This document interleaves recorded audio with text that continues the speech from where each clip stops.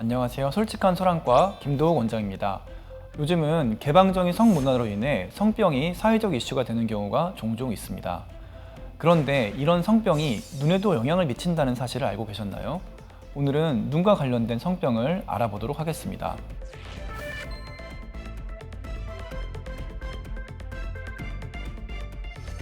먼저 눈꺼풀과 눈썹에 영향을 미치는 사면바리가 있습니다.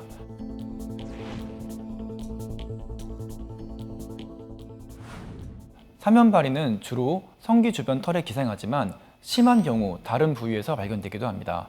전체 사면바리 감염자의 약 5에서 10%가 눈썹에 감염되는 것으로 알려져 있습니다. 사면바리가 눈에 기생하면 가려움과 염증을 유발하며 눈꺼풀이 붉어지거나 부어오를 수 있습니다. 다행히 대부분은 치료 후에 시력 손상 없이 회복될 수 있으나 눈꺼풀의 손상이나 변형이 남을 수도 있습니다. 다음으로 눈의 각막과 결막에 발생할 수 있는 성병은 클라미디아 결막염과 인균성 결막염입니다. 클라미디아는 몇 가지 타입이 있는데 오늘은 성병과 관련된 타입에 대해서 알아보겠습니다.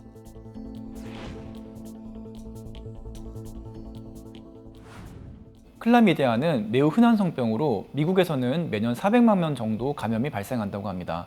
클라미디아에 감염된 사람 중 약 1에서 5%에서 결막염이 발생합니다. 눈의 충혈, 가려움, 분비물 등의 증상이 나타납니다.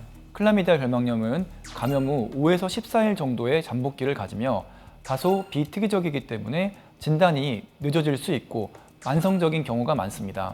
계속 진행하면 각막과 결막에 흉터가 남게 됩니다. 임질은 임균이라는 세균의 감염으로 생깁니다. 눈에 전염되면 클라미디아와 달리 감염 후 1에서 5일 내에 다소 빠르게 진행하는 것이 특징입니다. 눈에 심한 충혈과 고름 같은 분비물이 생길 수 있으며 각막 궤양으로 진행되기도 합니다.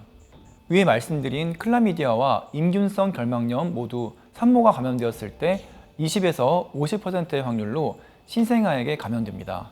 신생아 클라미디아 결막염은 상대적으로 경미한 경우가 많지만 임균성 결막염은 100년 전만 하더라도 어린이 실명의 가장 중요한 원인이었을 만큼 치명적인 질환입니다.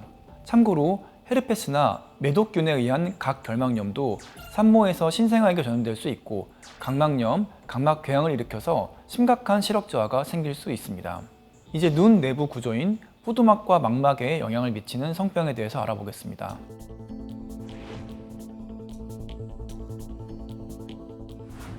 먼저 매독입니다.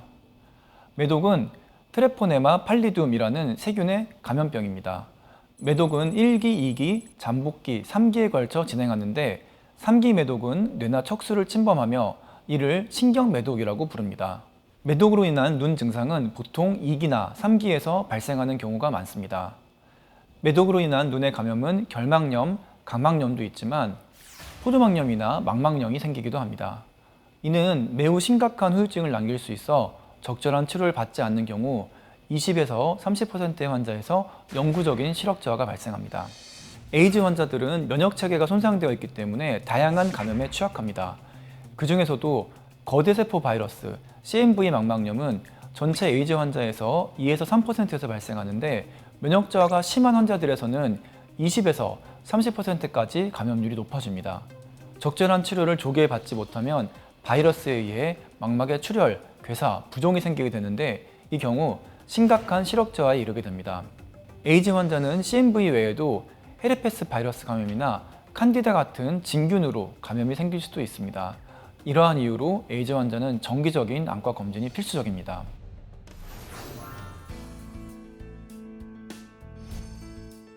오늘은 성병이 눈에 미치는 영향을 자세히 알아보았습니다. 이런 눈의 질환들은 초기에 비특이적인 경우가 많아 진단이 늦어지는 경우가 많습니다. 이런 성병의 감염 사실을 알고 계신 상태에서 안과적 증상이 발생했다면 안과 전문의에게 미리 감염 사실을 알려주셔야 보다 신속하고 적절한 진단, 치료를 할 수 있다는 사실을 꼭 기억하셨으면 좋겠습니다. 또한 일부 성병은 산모에게서 신생아에게 감염을 일으키는 수직 감염을 일으킬 수 있기 때문에 임산부라면 반드시 적절한 치료를 받아야겠습니다. 이상 솔직한 소랑과 김도욱 원장이었습니다. 감사합니다.